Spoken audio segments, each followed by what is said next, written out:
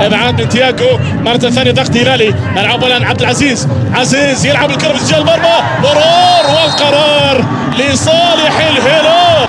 ويسلي لوبيز، ويسلي لوبيز، جول جول جول اول هلالي. زين رقم 17 في دوري زين، متعود على التسجيل، كرات ثابته، ركلات جزاء، صناعه، تسجيل، تاثير كبير جدا لويسلي لوبيز. لكن بالتاكيد مشكلته ان بفريق لا يعرف الا الرقم واحد، لا يعرف الا البطولات، لا يعرف. السعودي نواف العبد الان فرصه، ملعوبه عرضيه، ويسلي لوبيز، لوبيز عمل كنترول، هذه جول هذه جول هذه جول جول من قدم من الخلف، لاعب اسمه سالم الدوسري. شوف اللقطه، كنترول ويسلي لوبيز، الضغط والعشوائيه في الابعاد صعب تكون مع لاعب اسمه سالم الدوسري، مع موهبه باسم سالم. غلطه وين؟ في العمق في الدفاع. بالتاكيد جول، بالتاكيد الترجمه راح تكون جول هلالي، واللمسه بهدف ثاني هلالي، ثاني هلالي. الهلال نحو الوصول لسقف النقاط الاعلى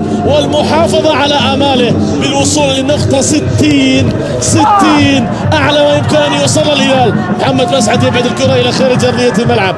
الهلال ب 45 نقطه، يريد الوصول للنقطه 60، الفتح نقاطه 55 والباقي من المباريات 4